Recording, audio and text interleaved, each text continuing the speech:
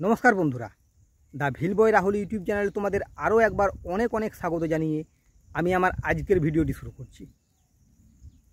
ছাগল সম্পর্কিত নিত্য নতুন ভিডিও ও আইডিয়া এই চ্যানেলের মাধ্যমে আমি তোমাদের দিয়ে থাকি।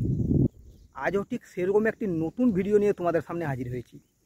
তাই যারা আমার ভিডিওটি দেখছো তাদের আমি অসংখ্য ধন্যবাদ জানাই, আর তাদের কাছে আমি অনুরোধ করছি তোমরা আমার ভিডিওটিকে লাইক, কমেন্ট ও শেয়ার করো।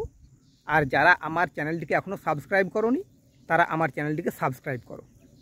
আমাদের রাজ্যের বেকার যুবক যুবতীদের একটি স্বনির্ভর ফার্মিং ব্যবসার সুযোগ করে দিতে পারে এই ছাগল পালন। কিভাবে, সেই সম্পর্কেই আমি আমার আজকের ভিডিওটি বানাচ্ছি। তাই তোমরা ভিডিওটি শেষ পর্যন্ত দেখো। বর্তমানে যেভাবে দিন দিন বেকারত্বের সংখ্যা বৃদ্ধি পাচ্ছে, তার ফলে প্রত্যেকটা ছেলেমেয়ের কাছেই একটাই চিন্তা যে চাকরির জোগাড় কীভাবে করব আর কিভাবে নিজের মান্থলি ইনকামটা করব।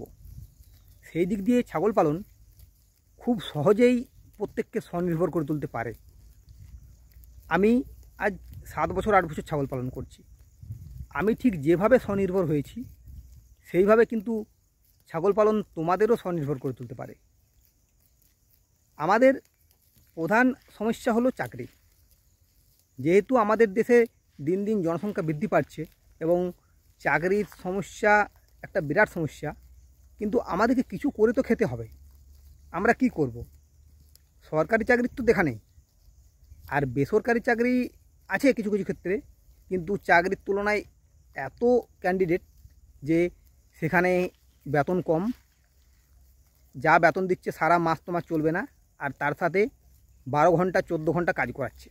কাজের তুলনায় বেতনটা একেবারেই কম।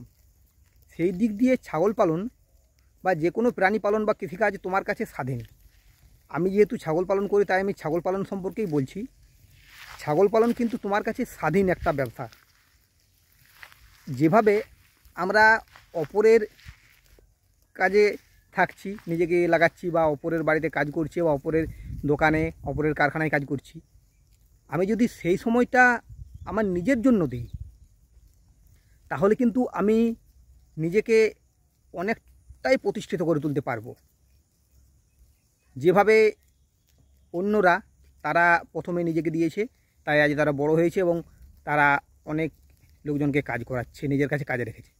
ঠিক সেইভাবেই কিন্তু আমরাও পারি। আমরাও নিজেকে স্বনির্ভর করে তুলতে পারি, নিজেকে সমাজে প্রতিষ্ঠিত করতে পারি। বর্তমানে অনেকেই ছাগল পালনে আসতে চায় না। কারণ কি? কারণ ছাগল পালনে অনেকে অনেক রকম কথা বলে, এই কাজটাকে সবাই খুব নিচু নজরে দেখে। কিন্তু তোমাকে একটা জিনিস চিন্তা করতে হবে যে তুমি বেকার থেকে নিজের সময়টা নষ্ট করবে না অপরের কাজ করে খুব কম বেতনে নিজের সময়টা নষ্ট করবে, সেটা তোমাকে চিন্তা করতে হবে। যদি আমার মতো চিন্তা ভাবনা করো, আমি কিন্তু যা করব সব নিজের জন্য করতেই বেশি পছন্দ করি। কারণ কি? আমি একজন লোকের দোকানে বা বাড়িতে বা অন্য কোথাও কাজ করব বা অফিসে কাজ করব, সেখানে আমাকে কিন্তু দিনরাত তার কথা শুনতে হবে। সে যা বলবে আমাকে তাতেই হ্যাঁ দিতে হবে। আমি আমার নিজস্ব কোনো মতামত আমি দিতে পারি না। কিন্তু আমি যখন ছাগল পালন করছি, কে খারাপ ভাবলো না ভাবলো আমার দেখে লাভ নেই। আমি কিন্তু সম্পূর্ণ নিজের মতো করে আমি ছাগল পালন করছি। আজকেই ধরো, আমি সকালবেলায় আমার বাবা ছাগল নিয়ে এসেছিলো। বাবা 7:30 8টা নাগাদ এলো। আমি কিছুক্ষণ বাইরে ঘুরে বেড়ালাম। তারপরে আমি আস্তে আস্তে, এখন 10:30 বাজছে, 10:30টার সময় ছাগলের কাছে এলাম। তুমি যখন বাইরে কাজ করবে সেটা কি তুমি পারবে? সকালে তোমার বাবাকে পাঠাবে তারপরে তুমি করবে, সেটা কিন্তু সম্ভব নয়।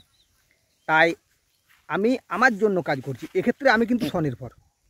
এবারে তোমরা বলতে পারো যে এখান থেকে কীরকম কী রোজগার হয়, সেই সম্পর্কেও আমি আসছি। আমি আমার সমস্ত ঘটনা আজ তোমাদের সামনে তুলে ধরছি। আমি ছাগল পালন থেকে খুব খারাপ একটা রোজগার করি না। এই মুহূর্তে আমার কাছে 20টা ছাগল আছে। এতদিন 21টা ছিল। আমি আজকেই একটা পাঁঠা ছাগল বিক্রি করে দিলাম। বেশি বড় না, ছোটো পাঁঠা ছাগল বিক্রি করে দিলাম 4000 টাকাতে। আজকেই বিক্রি করলাম। তো আমার একটা জিনিস কি, আমি সাধারণত বেশিরভাগ ছাগল বিক্রি করি পুজোর টাইমে, পাঁঠা ছাগল বিক্রি করি। আর খাসি ছাগল আমি খুব একটা পালন করি না, তোমরা জানোই ভালোভাবে। তবুও আমি মাঝে সাঝে করলে আমি সেগুলোকে সিজন ওয়াইজ ছেড়ে দিই। কিন্তু আজকে আমি দেখলাম আমার এই ছাগলটা ফালতু যখন আমি যা ছাগলটার ওজন তার তুলনায় দাম আমি বেশি পাচ্ছি, আমি ছাগলটাকে ছেড়ে দিলাম। কিছুদিন আগে আমি দুটো পাঁঠি ছাগল বিক্রি করেছিলাম 2-4 হাজার টাকা করে। তাহলে ছাগলে কিন্তু অনেকে বলে যে বছরে ইনকাম পাওয়া যায়, মাসে পাওয়া যায় না, কিন্তু হিসাব করে দেখতে গেলে মাসেও ইনকাম পাওয়া যায়। তোমার হঠাৎ করে টাকার দরকার, যে কোনো দিন টাকার দরকার, তুমি একটা ছাগলকে বিক্রি করে দাও। এবার তুমি বলতে পারো যে হঠাৎ করে ছাগল কী করে বিক্রি করবো আমি? হঠাৎ করেও ছাগল বিক্রি করা যায়। তোমার এমন অনেক ছাগল থাকে যেটা বিক্রি করার মতো থাকে, সেটাকে তুমি বিক্রি করে দিতে পারো হঠাৎ করে। তাই তুমি চাইলেই নিজের রোজগারটা প্রতি মাসে করে নিতে পারো। এছাড়াও কি, ছাগল পালন হচ্ছে খুব সহজ একটা কাজ। তুমি সারাদিনে খুব বেশি হলে 6 ঘন্টা সময় দাও।